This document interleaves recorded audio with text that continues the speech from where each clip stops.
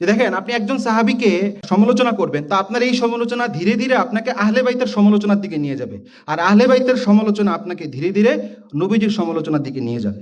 তো এটা হলো আমরা কোরআন এবং সুন্নাহর ক্ষেত্রে সাহাবার অবস্থানটা আমরা দেখলাম। এবার সালাফের ক্ষেত্রে আসলে সাহাবায়ে কেরামের অবস্থান কি ছিল, সালাফ এবং পরবর্তী ইমামগণ কি ছিলেন। আমার এখানে প্রায় 25 জন ইমামের বক্তব্য আছে প্রত্যেক যুগের। চেষ্টা করেছি প্রতি যুগ থেকে দুইজন দুইজন করে আনার জন্য, কিন্তু আসলে সময় তো সম্ভব হবে না। আমি শুধু যে সকল বক্তব্যগুলা আকিদার বক্তব্য, আকিদার কিতাবে আছে এবং যে সমস্ত কিতাবগুলা আকিদায় মুতাওয়ারিস হিসেবে ব্যবহার হয়েছে সেখান থেকে আবার উল্লেখ করছি। ইমাম তহাবী রহমতুল্লাহি আলাই উনি বলেছেন, নুহিব্বু আসহাবা রাসূলিল্লাহি সাল্লাল্লাহু আলাইহি ওয়াসাল্লাম ওয়ালা নুফরিতু ফি হুব্বি আহাদিম মিনহুম ওয়ালা নাতাবাররাউ মিন আহাদিম মিনহুম ওয়া নুবগিদু মান ইউবগিদুহুম ওয়া বিগাইরিল খাইরি ইয়াযকুরুহুম ওয়ালা নাযকুরুহুম ইল্লা বিখাইরিন। আমরা নবীজি সাল্লাল্লাহু আলাইহি সাল্লামের সাহাবীদেরকে ভালোবাসি, তবে তাদের কালো ভালোবাসায় সীমালঙ্ঘন করি না, আবার তাদের কাউকে বর্জনও করি না। যারা তাদের প্রতি বিদ্বেষ পোষণ করে এবং মন্দভাবে তাদের স্মরণ করে, আমরা তাদের প্রতি বিদ্বেষ পোষণ করি। আমরা তাদের সম্পর্কে ভালো ছাড়া অন্য কোনোভাবে আলোচনা করি না। তাদেরকে মহব্বত করার অপর নাম হলো দ্বীন, ঈমান ও ইহসান। আর তাদের প্রতি বিদ্বেষ পোষণ করার অপর পিঠ হলো কুফর, নিফাক ও অবাধ্যতা।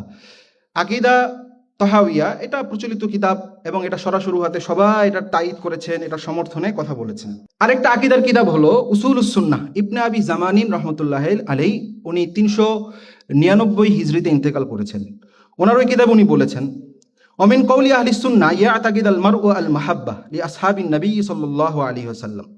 আহলুস সুন্নাহর আকীদা হলো নবী করিম সাল্লাল্লাহু আলাইহি সাল্লামের সাহাবীদের প্রতি ভালোবাসা পোষণ করা, তাদের গুণাবলী ও মর্যাদা প্রচার করা এবং তাদের মধ্যে সংগঠিত অন্তকন্দল নিয়ে আলোচনা করা থেকে বিরত থাকা। আবু উসমান সাবুনি ওনার কিতাব আছে আকীদাতুস সালাফ। এটা একটা দীর্ঘ সময় পর্যন্ত এটা একটা বড় অঞ্চলের এই আকীদার কিতাবটাই বেশি পঠিত হইতো একটা সময় পর্যন্ত। উনি ইন্তেকাল করছেন 449 হিজরিতে। ওনার আকীদাতুস সালাফের কিতাবের মধ্যেও উনি এই কথা বলেছেন, ওয়ায়ারাউনাল কাফা আম্মা শাজারা বাইনা আসহাবি রাসূলিল্লাহি সাল্লাল্লাহু আলাইহি ওয়াসাল্লাম ওয়া তাতহীরিল আলসিনাতি আন যিকরি মা ইয়াতাযাম্মানু আইবান লাহুম ওয়া নাকসান ফীহিম। রাসূলুল্লাহ সাল্লাল্লাহু আলাইহি ওয়াসাল্লামের সাহাবীদের মাঝে সংগঠিত অন্তকন্দল নিয়ে সমালোচনা করা থেকে বিরত থাকা ও তাদের দোষারোপ করে এমন যে কোনো আলোচনা করা থেকে আহলুস সুন্নাহ ওয়াল জামাআহ নিজেদের জবান পবিত্র রাখাকে অপরিহার্য মনে করেন। তারা তাদের সকলের জন্য রহমতের দোয়া করা এবং তাদের সকলের সাথে বন্ধুত্ব রাখাকে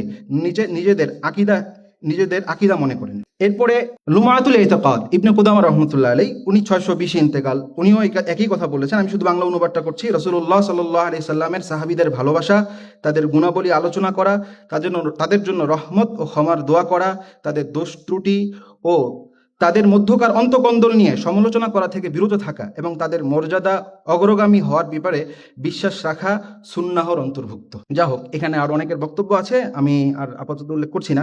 আচ্ছা, ইবনুল হুমায়ুনের বক্তব্যটা তো আসলে উল্লেখ করতে হয়, যেহেতু উনি হানাফি। ওনার মুসায়ারা আকিদার যে কিতাব, সেখানে উনি এই কথা বলেছেন, ওয়া ইতাকাদু আহলিস সুন্নাহ ওয়াল জামাআহ তাজকিয়াতু জামিইস সাহাবা উজুবান বিইসবাতিল আদালাতি লিকুল্লিম মিনহুম والكف عن الطعن فيهم والثناء عليهم كما أثنى الله سبحانه وتعالى عليهم وكذا رسول الله صلى الله عليه وسلم। আহলুস সুন্নাহ ওয়াল জামাআতের আকীদা হলো সকল সাহাবায়ে কেরাম রাদিয়াল্লাহু আনহুয়ের তাজকিয়া বা পবিত্রতা বর্ণনা করা অপরিহার্য। এর অর্থ হলো তাদের প্রত্যেকের আদালত, বিশ্বস্ততা ও গ্রহণযোগ্যতা সাব্যস্ত করা, তাদের নিয়ে কটূক্তি বা সমালোচনা করা থেকে বিরত থাকা, তাদের ওইভাবে প্রশংসা করা ঠিক যেভাবে মহান সুবহানাল্লাহু তাআলা এবং তার রাসূল সাল্লাল্লাহু আলাইহি ওয়াসাল্লাম তাদের প্রশংসা করেছেন। যা হোক, আমি কয়েকটা বক্তব্য উল্লেখ করলাম। এটা হলো প্রথম পয়েন্টে, যে সাহাবায়ে কেরামের আহলুস সুন্নাহর মওকিফ হলো সাহাবায়ে কেরামের ফাজায়েল বলা, সাহাবায়ে কেরামের দোষ ত্রুটি থেকে সম্পূর্ণ নিজেকে হেফাজত করা।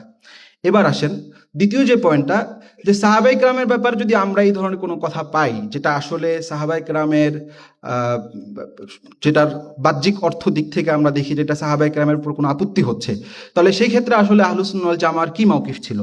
তো এখানেও আমার প্রায় 17 জন ইমামের বক্তব্য আছে। সেই বক্তব্যের খোলাসা হলো যে সাহাবায়ে কেরামের ক্ষেত্রে যখন আমরা এই ধরনের কোনো বক্তব্য পাবো, তখন প্রথম কাজ হবে আমাদের যেটাকে তাহকিক করতে হবে, সাহাবীর ব্যাপারে এই কথাটা আদৌ প্রমাণিত কিনা।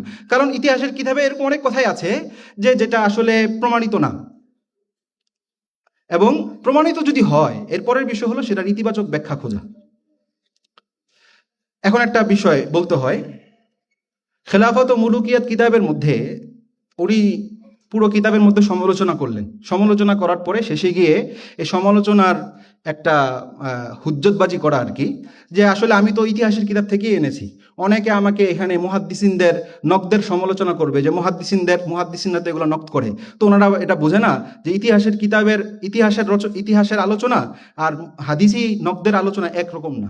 হাদিস নক্ত করার ক্ষেত্রে, হাদিস প্রমাণিত কি প্রমাণিত না, এর ক্ষেত্রে অনেক মজবুতির সাথে খেয়াল করতে হয়, কিন্তু ইতিহাসের বিষয়ে এত কিছু না। আসলে এটা একটা বড় ধরনের খালত, তাখলিদ। সেটা হলো ইতিহাসের কিতাবে যা কিছু আছে, তো সেই ক্ষেত্রে সবই যে আসলে সমস্যা। ইতিহাসের কিতাবে যা কিছু আছে, তো সেটার ক্ষেত্রে সবই একেবারে নরমভাবে যাচাই করা হবে, বিষয়টা এরকম না। বরং বিষয় হলো ইতিহাসের কিতাবও যেই বিষয়টা আহকামের সাথে সংশ্লিষ্ট হবে। ইতিহাসের কিতাবে আছে, কিন্তু ওই কথাটা আহকামের সাথে সম্পৃক্ত, ওই কথাটা আকীদার সাথে সম্পৃক্ত। তাহলে ইতিহাসের কিতাবে থাকা সত্ত্বেও ওই কথাটা ঠিক সেভাবেই যাচাই করতে হবে, যেভাবে আহকাম সংক্রান্ত বিষয়, আকীদা সংক্রান্ত বিষয়ের রেওয়ায়েতগুলো যাচাই করতে হয়। এবং এটা একটা মুত্তাফাকা বক্তব্য আছে, এবং ইমামদের যে তাআমুল যুগ যুগে সেটা এটার সাথে মিলে। এ ব্যাপারে সুন্দর একটা মাকালা আছে শরীফ হাতেমের ইজাআতুন বাহসিয়ার মধ্যে, আপনারা ওই মাকালাটা পড়ে নেবেন, যে আসলে তারিখি নক্ত এটা হাদিসি নক্তের সাথে একেবারে দূরবর্তী না, আবার একেবারে একরকমও না। তারিখের যেই কথাটা আহকামের সাথে সংশ্লিষ্ট, আকীদার সাথে সংশ্লিষ্ট, সেটা আকীদা এবং আহকামের মতোই তাহকিক করতে হবে। উনি সেখানে অনেকের বক্তব্য নিয়ে এসেছেন। তা আমি এখানে শুধু সাহাবায়ে কেরামের যে বিষয়গুলো আছে সেগুলো একটু নিয়ে কথা বলছি। তো এখানে ইমামুল হারামাইন রহমতুল্লাহি আলাইহি, ইমামুল ফুকাহা, ইমামুল উসুলিয়িন, ইমামুল মুতাকাল্লিমিন, ইমামুল হারামাইন রহমতুল্লাহি আলাইহি একটা কথা বলেছেন। সুন্দর কথা বলতে বলতে এক পর্যায়ে বলছেন, ওনার ইরশাদ ইলা কাওয়াতিল আদিল্লাহ ফালিয়াতাদাব্বারিন নাকলা ওয়া তারিকাহু। সাহাবায়ে কেরামের এই ধরনের সমালোচনা যদি তুমি পাও, তাহলে তুমি দেখো যেটা কোন সনদে বর্ণিত হয়েছে। ফাইন যাউফা রাদ্দাহু, যদি সেটা দুর্বল হয় তাহলে সেটা তুমি পরিত্যাগ করো। ওয়াইন যাহারা ওয়া কানা আহাদান, যদি সেটা সহি হয় তাহলে সেটাকে তোমরা, যদি সেটা সহি হয় এবং সেটা যদি মুতাওয়াতির হাদিসের বিপরীতে যায়, তাহলে সেটাকেও বাদ দিতে হবে। আর যদি দেখা যায় যে সেটা আসলে সহি প্রমাণিত সনদের দিক থেকে, পরে উনি বলতেছেন সুম্মা ইয়ামবাগি আল্লাহ ইয়ালু জুহদান ফি হামলি কুল্লি মা ইউনকালু আলা ওয়াজহিল খাইর, কোনো ধরনের ত্রুটি করবে না যে ওই কথাটাকে ইতিবাচক একটা ব্যাখ্যা করার জন্য। এই ধরনের কথা ইমাম মাজিরি রহমতুল্লাহ আলাইহি ওনার মুআল্লিমের মধ্যে, কাজী ইয়াজ ইকমালুল মুআল্লিমের মধ্যে, ইমাম নববী শরহ মুসলিমের মধ্যে, ইবনে তাইমিয়া রহমতুল্লাহ আকিদাতুল ওয়াসিতিয়ার মধ্যে, ইয়াহিয়া আমিরি উনি ওনার বাহজাতুল মাহফিল, কস্তালানি ইরশাদুস সারির মধ্যে, বাহারাক শাফি উনিও মুস্তাকিল কিতাবই লিখেছেন এই ব্যাপারে, আল হুসামুল মাসদুল আলা মুনতাকিসি আসহাবির রাসূল। আচ্ছা, তাহলে আমার তো আসলে সময় শেষ হয়ে গেছে। আমি শেষে একটু কথা বলতে চাচ্ছি, সেটা হলো যে সাহাবায়ে কেরামের মাওকিফের ব্যাপারে যারা সাহাবাদের সমালোচনা করবে, তার ক্ষেত্রে আসলে আহলুস সুন্নাহ ওয়াল জামাতের সাহাবা সমালোচকদের ব্যাপারে মাওকিফটা কি। এক্ষেত্রে যারা জামায়াতে সাহাবাকে বুকস করবে, তাহলে তাদের ব্যাপারে কথা হলো যে তারা এটা কুফরি। যদি কোনো একজন সাহাবি হওয়ার কারণে যদি বুকস করে, তাহলে সেটাও কুফরি। আর যদি এই কারণে না, কিন্তু সাহাবীর সমালোচনা করাটাকে জায়েজ মনে করে, তাহলে সেটাও কুফরি। এই বিষয়গুলা আবুল হাসান সুবকি রহমতুল্লাহ, তাকিউদ্দিন সুবকি রহমতুল্লাহ ওনার ফতাওয়ার মধ্যে, তারপরে ইবনে আবিদিন রহমতুল্লাহ তামবিহুল উলাতি ওয়াল হুক্কাম ওই কিতাবের মধ্যে এগুলো বিস্তারিতভাবে বলেছেন। আচ্ছা, যদি এই ধরনের কিছু না, কিন্তু সে সাহাবীর সমালোচনা করে, তাহলে এই ক্ষেত্রে ইমামদের অনেকের বক্তব্য হলো তাদেরকে জরবে শাদীদ করতে হবে, তাদের তাজির খুব জরুরি। আবুল আব্বাস কুরতুবী রহমতুল্লাহ আলাইহি উনি আল মুফহিমের মধ্যে খুব বিস্তারিত আলোচনা করেছেন। এছাড়া আমরা দেখি যে আলী রাদিয়াল্লাহু তাআলা আনহু উনি যখন শুনেছেন আবু বকর রাদিয়াল্লাহু তাআলা আনহুকে কেউ একজন সমালোচনা করছে, তাকে প্রহার করেছেন।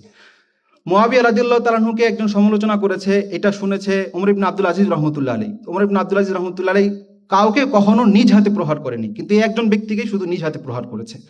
তো এটা হলো সাহাবায়ে কেরামের, যারা সাহাবা সমালোচক, তাদের ব্যাপারে মাওকিফ। আল্লাহ তাআলা আমাদেরকে যে কথাগুলো শুনলাম বোঝার তৌফিক দান করুক, সে অনুযায়ী আমল করার তৌফিক দান করুক। হুব্বে সাহাবা আমাদের আকীদা হিসেবে আল্লাহ তাআলা কবুল করে নিন।